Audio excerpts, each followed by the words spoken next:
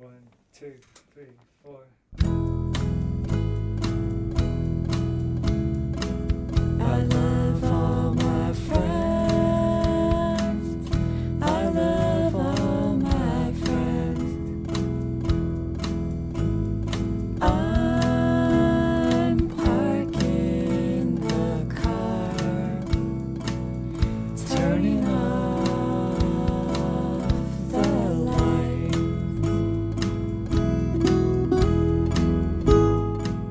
Hello, you're listening to the Skylight Books podcast series. We are a general interest independent bookstore located in the Los Feliz neighborhood of Los Angeles, California. This year, because of the coronavirus pandemic, we've had to close our store and cancel in-person events. But Skylight is your neighborhood bookstore, and we are finding ways to create community even while we're far apart. In the coming weeks, we'll be putting out lots of new audio content to help you discover new books, connect with authors, and check in with your favorite booksellers. To learn more about how you can help keep Skylight alive, please visit our website at skylightbooks.com or check out our social media accounts on Twitter and Instagram. You can subscribe to the podcast on Podbean, iTunes, and Spotify. Thank you for listening and enjoy.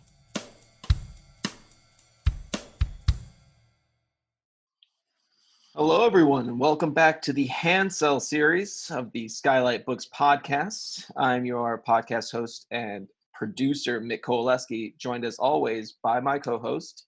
Maddie Gobbo, events manager. And we are joined today by Yves. Welcome back, Yves. Hi. It's good to be back.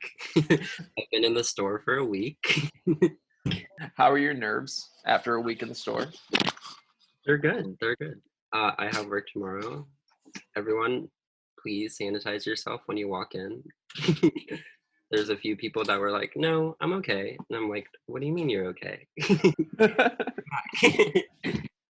We need to fill like squirt guns with hand sanitizer so that if people don't take it, you just give it to them anyway. Yeah, maybe that's a good place to start. We reopened for browsing this week. Yes. Yeah. And 10 a.m. to 5 p.m. every day. We are now open for masked and socially distanced browsing. For only 30 minutes. Yes. Try to keep it to under 30 minutes if you can. I know there's a lot to read, but take it elsewhere. Yeah. In the store at a time. Yeah. I know part of the, the attraction of bookstores is just be able to be lazy and kind of browse at leisure, but maybe next year, we can do that next year. Happy Juneteenth, guys. It's Juneteenth today. Yes. Ooh. Yeah. By the time the listeners will be downloading this podcast, it will have been yesterday, but we are recording on Juneteenth. What is Juneteenth for those who don't know for whatever reason? Yeah, it's the day that the news about the Emancipation Proclamation arrived at Galveston, Texas.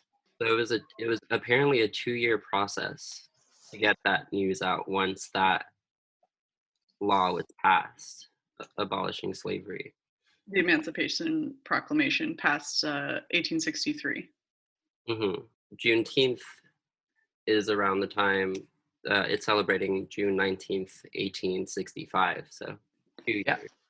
So a lot of companies are making those. I saw that this is a big corporate response now to Black Lives Matter movement. Now that everyone wants to have the optics of seeming like they support Black Lives Matter, but without really committing to diversifying its executive board or anything like that. Yeah, I mean, it's kind of the same thing that happened to Pride, right? I mean, we're seeing it happen again. The co-opting of a radical political movement into a feel-good corporate holiday. Yeah, exactly. What are you gonna do? It's part of classic late-stage capitalism. Soft shoes off stage. Today when I was driving, I was thinking about how if they do turn this into like a national holiday with like paid time off of work, non-Black people should donate the amount of money that you would get that day for the hours that you would work that day to Black people. That's actually a great idea. If it happens at a national level. I Which think it is. I think some Right. states have been passing laws, but I'm not sure if it's happening at a national level. Oh, I see what you're saying. Yeah, I don't know about that, but I know that a lot of the company that I work for full time. This is just my side gig, everyone. I'm sorry, but they just made Juneteenth a paid holiday. So, Well, which is, you got to redistribute that money. There are bailout funds, mutual aid funds. If you go on Twitter, they're all there. So while you're waiting for white fragility to get here, go back here, yeah, you should go ahead and redistribute your money. Yes, there's a lot of really good stuff happening today, and I'm hoping going on into the future. Right now, today, Libra FM is donating 100% of proceeds from the sales of audiobooks to Black-owned bookstores. So you should definitely buy from them. You can also, at any time, make your purchase on Libra go towards a Black-owned bookstore. You just select which bookstore you want. And bonus, all those books you want that you can't get right now, you can get as audiobooks. And you can just put them on in your headphones and do your reading that way, and not worry about where your books are. I should say, from a business standpoint, book distribution right now is a total mess, and especially because of this surge of interest in anti-racist books, the publishing industry just wasn't prepared for it. They didn't print enough copies of these books, and so they've sold out at all of our US warehouses, which means the publishers have to reprint them, and all of the printers are in China. So if you ordered one of these books from us and you have not heard anything for several weeks, or you've just heard that it's back ordered, that's what's going on right now. And there's really nothing we can do about it, unfortunately. But there are lots of other ways to get access to this information. Just keep that in mind.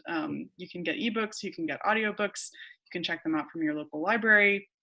Libraries have been offering a lot of extra great content, including films and TV shows and all kinds of good stuff. So if you want to do the reading, it's accessible even if you can't get the physical book. You just have to be a little bit creative. Yeah. Everyone should educate themselves, and I feel like it's a really exciting time right now. I feel like a lot of people are getting radicalized. But yeah. Yeah. I wanted to mention we have a new initiative. We're on the event side of things. We just switched our virtual events over from Zoom to Crowdcast, which is great and really smooth and easy to use. And so I just wanted to put out a call for virtual events from local Black and Brown authors, artists, community organizations. I'd really like to hear more from those communities. I get a lot of pitches from mainstream publishers, and I get a lot of pitches from white authors promoting themselves. But I'd like to hear more from people who don't have the big machine behind them. So if you have an idea for an event, or you know someone who does, please email me at events@skylightbooks.com. I want to hear from you. I've got plenty of dates. I've got the platform. You can host up to 100 people on Crowdcast. Doesn't cost you anything. You can use our account, and we'll promote you. So yeah, that's a genuine offer. I really want to hear from our community right now, and try to use our platform to amplify your voices.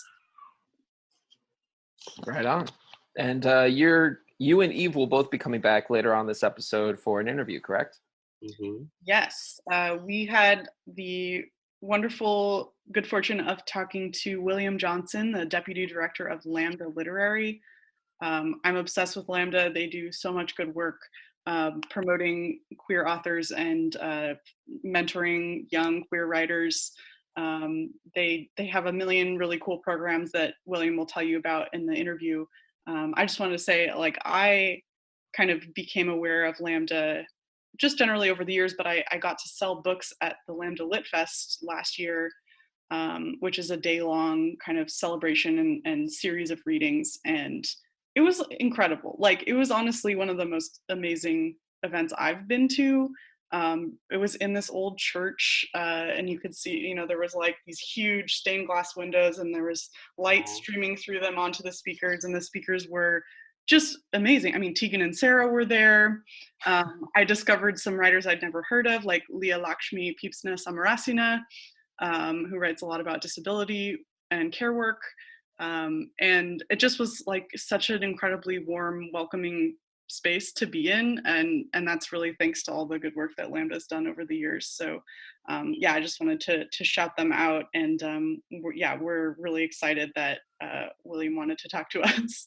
Yeah, we'll also go ahead and plug how to financially support Lambda on Twitter and social media in general. Yes, you can find them at Lambda Literary on Instagram and Twitter. They definitely need your support and donations, so please help them out, help them keep doing their work, because we really need them. So, have you guys been reading it all this week? No, it's been another long week. Yves, you've been doing anything? I haven't been reading. I've been rearranging my space. It's also, I think, the second day that Mercury is in retrograde in Cancer, and chaos continues to ensue, so I can't read. But I did just order L.A. Warman's Horror Foods, which won a Lambda. Is that poetry? It's poetry, it's erotica, and it talks about, it just critiques capitalism, and it's like erotica that takes place in Whole Foods. It's amazing. Excited to read it. That sounds Maddie, good. what about you? I am reading an advanced copy of Raven Leilani's debut novel, Luster, which is so good so far. It's like just snarky and sharp, and just a great kind of publishing satire, in addition to being a very steamy love triangle between this young Black woman and a much older married editor and his wife. It's fantastic. I think it's going to be everywhere when it comes out in August, so keep your eyes out for that one. Luster. Can I borrow it when you're done? Yes, you can. Are you reading anything, Mick? Yeah, so I've been reading Beloved by Toni Morrison, the classic, and I didn't know much about it when I picked it up. I just like knew its reputation. I didn't realize it was like a ghost story. Amazing. It's so good. It's so spooky. Yeah. I was so pleasantly surprised. And she can do whatever she wants in whatever genre she wants, and I'd read it. But it was just such a pleasant surprise, and yeah, been really enjoying that so far. All right, well, let's get to the episode. I know we're all a little brain dead right now, so let's get out of here. We'll go get some rest. Yves, you got to rest up before work tomorrow. Yeah. And thank you guys for coming back. See you next week. See you next week. Hello, everyone, and welcome to the Handsell, Skylight Books bookseller podcast. We are excited today to be talking to William Johnson. He's the Deputy Director of Lambda Literary, and he's going to tell us about all the really cool stuff that Lambda has been doing in the past couple of months. We're going to celebrate some of this year's Lambda Award winners, and we're going to have kind of more of a wide-ranging conversation on queer literature in this moment. Joining us today is Yves. Hi. You may remember from other episodes of the Handsell. Hi, Yves. And I'm Maddie Gobbo, events manager, constantly talking into your ears. Thank you for listening. All right, so I'm gonna go ahead and introduce our guest. William Johnson is a Brooklyn-based essayist, cultural critic, and editor. His writing has appeared in numerous art catalogs and periodicals: Boy Book, a pictorial study of urban male nudes in a contemporary urban setting; A Question of Beauty, works by Annika Wilson; and I Knew It Was Your Arm, works by Doug Group. He is a contributing arts and culture writer for Crush Fanzine. He is also the editor and publisher of Mary Literary, a literary journal dedicated to showcasing queer and gay writings of artistic merit. William, welcome to the podcast. Hey everyone, thanks for having me. Thank you for being here. I'm so excited because I just love the work that Lambda does, and I want all of our listeners to hear about it and know what you guys are up to. Yeah, thank you for coming on. Let's get started by kind of giving our listeners an overview of what Lambda Literary is, who you guys are, what do you do, and why should we be paying attention to what you're doing? Okay, well, Lambda Literary is an organization that's dedicated to promoting GLBT literature. And we do that through several programs. We have a writer's retreat, which is a masterclass for emerging LGBTQ writers. That happens every summer. It usually happens in August. It is not happening this year. So we are rescheduling it for next year. And there are cohorts. So there's like a fiction cohort, a poetry cohort, a YA cohort, nonfiction, playwriting, and about 62 emerging writers have a kind of week-long intensive masterclass with some of the best writers, the best LGBTQ writers in our community. So like, for example, like Saeed Jones is teaching nonfiction next year, Sam Ace is teaching poetry, Nicole Dennis-Ben is teaching fiction. It's a really dynamic program. Wow.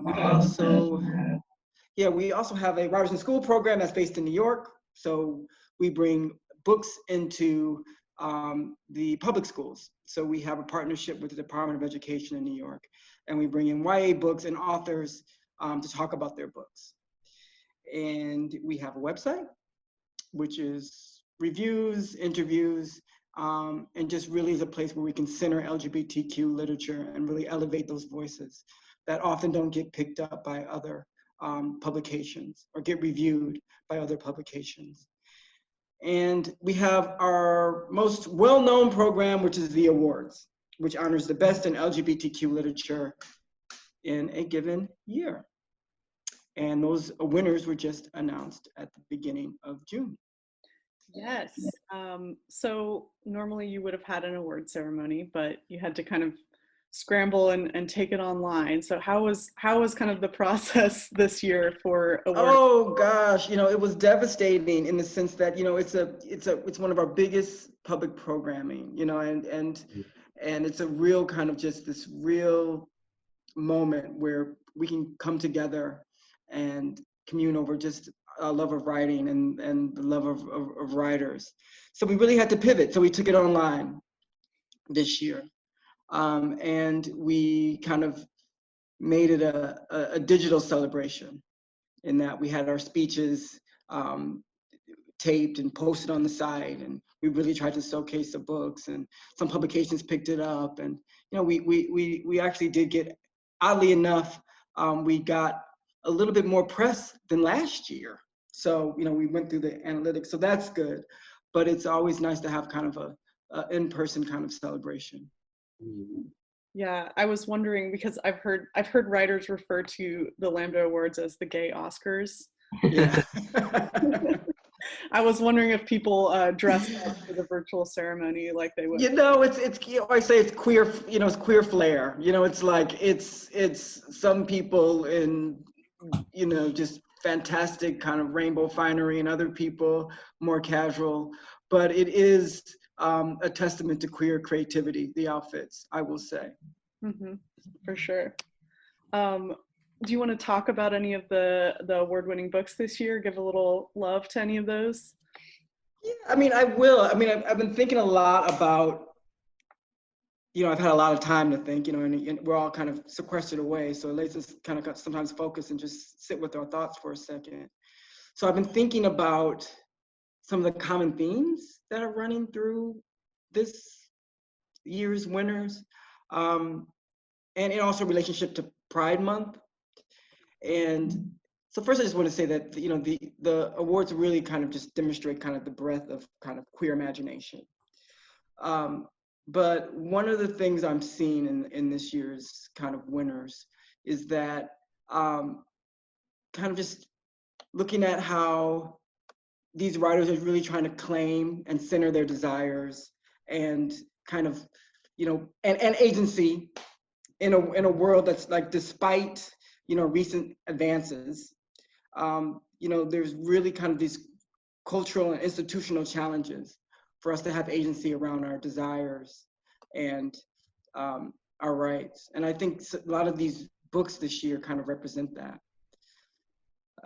in different ways. So one of the books that I loved this year was, We Laughed in Pleasure. It's the Selected Diaries of Lou Sullivan. And like I said, it goes back to desire. And it's really about Lou's romantic desires, Lou's desire to have some sense of agency around their identity. And it was really from a really personal place, because it's Lou's journals. Lou Sullivan was a trans man who sadly died of AIDS at the beginning of the epidemic. So these diaries are both like a snapshot of just him dating and trying to understand and grapple with his identity, but also really him challenging some kind of social norms around what it means to be a trans man in the second half of the 20th century. So that book kind of signifies a lot of the things I'm seeing, is that, we're trying to make our voices heard and known, and really, really, really, really, really trying to navigate our desires in a culture that is in opposition to them.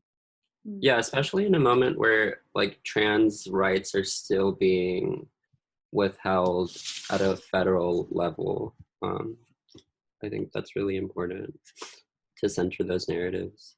It is, and it's not just about, and it's powerful, and it shows you, for me, I was reading it, and just reading about kind of Lou's dating struggles, it's like, oh my gosh, how long has this been going on? It's my dating struggles, like now. And, so that kind of just like powerful, personal, it's not just about virtue, it's about humanity. And that was what's so powerful about Lou's book. Mm-hmm. Yeah, I think there's like a real actual world creation power to queer narratives, where when a queer person can write about their experience, they're actually building a new sort of facet to the world. And that feels very powerful to me. I was thinking about Jordy Rosenberg's Confessions of the Fox, and like how that book kind of makes that very literal. Like, right. We're rewriting the diaries of this folk figure, and in doing so, creating an entirely new world that exists within our own. Yeah. Mm-hmm. Very cool. Yeah, I mean, and it's and it's also about pleasure and joy, and how and protest, and how all those things are contained in this list this year, which has kind of been a theme, just of general pride. I mean, we can think about pride as, they say, pride was a riot, but it was a riot that started at a bar. So it was a celebration and a riot and all these things at once. And I think our community kind of captures that, I think, in a lot of ways. I'm going to ask, are either of you fans of disco music at all? Are you disco fans? Yeah. Well, I think about that a lot, because, it's like, disco is the one kind of music where you can dance and cry at the same time. And I think that aesthetic kind of represents, it's a very queer aesthetic. And I think a lot of books kind of on this year's list kind of show that, where it's like, it's, we contain multitudes, queerness. So it's like, yes, celebration and anger and rage and love and desire and horniness. All of that stuff is very queer. It's very disco. It's very our literature. So when I look at this list, those are some of the things that I see and feel. Yeah, that makes me think also of Carmen Maria Machado's In the Dream House, which also Yes. is in Lambda. Yes. And she kind of makes this like queer complexity pretty literal in the form of the book, where Wow. each chapter is like a different room in this very complicated house. And I just love that. I think, you know, you don't get that with a straight narrative, because it's straightforward, you know, like everything in the world aligns to push you through. Whereas with queer narratives, you have to find these little kind of like out of the way hallways and hidden attic rooms to kind of put all of these different experiences in. And like using Carmen's book as an example, that can only be done in literature. That kind of complexity and that kind of entering into consciousness and playing around with it. And that's literature. That's what literature can do versus, you know, I love TV and I love the movies and but that kind of complexity is kind of singular to literature. Mm-hmm. Yeah, I can't imagine trying to adapt In the Dream House. Yeah, no, you know, that's why it's singular, because it is a piece unto itself. Yeah. How have you seen like queer literature as a subgenre of literature evolve over the years? Well, I think what you're seeing happen is that we're really kind of changing the idea of what the master narrative is. And even within queer literature, we're changing the idea of what the master narrative. Because when I was coming out, you know, it was like, okay, there was maybe James Baldwin and a lot of cis white gay men and cis lesbians. Mm-hmm. So the idea of queerness is kind of transforming our ideas of what the master narrative is and can be, or the idea of the master narrative at all. Mm-hmm. I think is kind of powerful about queerness, kind of this dismantling of our ideas of what a canon is or can be or should be, I think is really queer. And it's happening constantly. With Lambda, we're reevaluating like, what are we doing in terms of our ideas around the master narrative? Mm-hmm. I don't know if that answers your question or not. Yeah. I'm curious, like, how do you see Lambda's role in relation to the publishing industry, and in terms of the queer narrative and kind of broadening that out?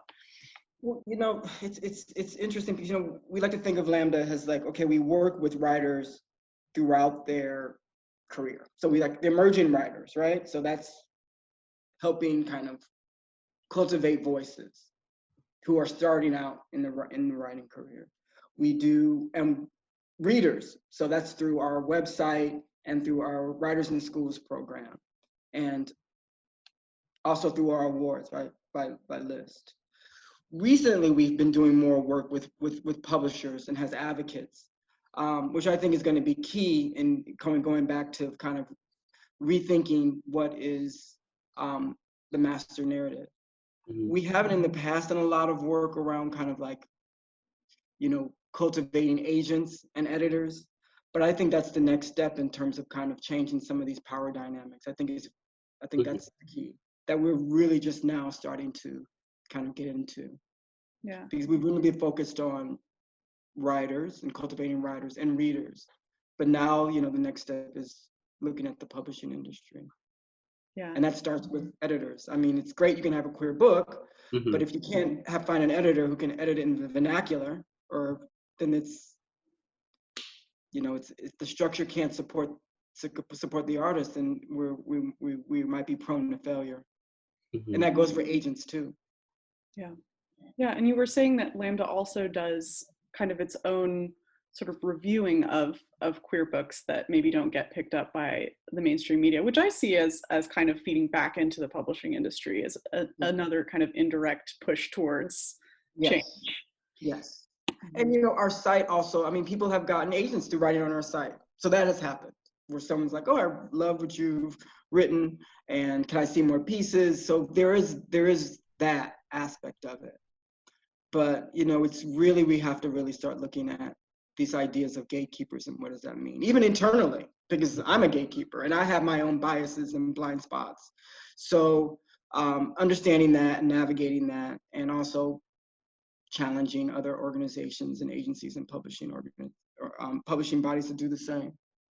Yeah, and I think we're in a really good moment for this push, especially, you know, with kind of the COVID shutdown, everyone's having to reevaluate their practices, and then also with the Black Lives Matter movement happening, everyone's kind of reevaluating their corporate politics, and the publishing industry is, I would say, quite overdue for that.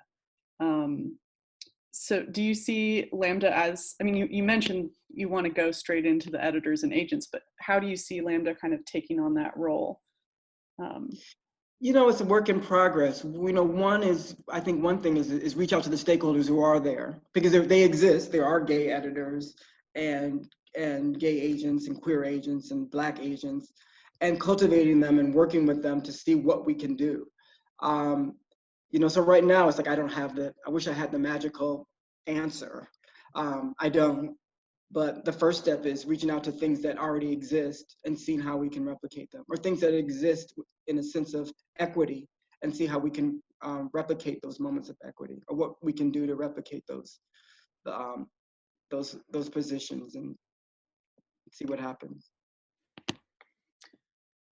Can you tell us a bit about just kind of the state of the organization right now, how you guys are adapting to everything moving online? Well, I mean, if I was gonna, you know, honestly, the pandemic had a devastating impact on us, because it stopped all of our programming. So the first time in the history of our organization, we had to cancel the Lammys, which is a significant fundraiser for us. We had to suspend our Writers in Schools program, because the New York school system was you know, is in flux in terms of going virtual. And then we had to postpone our writers retreat. So we lost a lot of revenue to keep our programming going. We did do a very successful crowdfunding. So it was like our community really stepped up. They don't want to see Lambda disappear. So we did. So now we're pivoting virtually and doing fundraisers, which so far have been a success. But yeah, we still need to continue to raise money to keep our organization going. Do you have any upcoming fundraisers or virtual events our listeners should know about? Funny you should ask that, because the answer is yes. We are doing, all this month, we are doing a series of Pride readings. They are sliding scale, so you can pay what you want. And they are happening, there's at least 2 to 3 readings a week this month. You can go to lambdaliterary.org. I know our final event, the grand finale, is with Jane Wagner, Lily Tomlin, and Hilton Als in conversation. Wow, oh my gosh. So I'll be there. Sign up. But before that, we have great readers. Cyrus Dunham is next week. We have Nicole Byer. We have Christine Arnett. So it's a great lineup. But yeah, so that's why you can support. You can sign up for the readings and donate if you are able. Yes, donate, everyone listening. Yes, you can just go to lambdaliterary.org. It's on the front page of the site. You'll see it. It's there waiting for you. Just come in and join the virtual readings and discussion.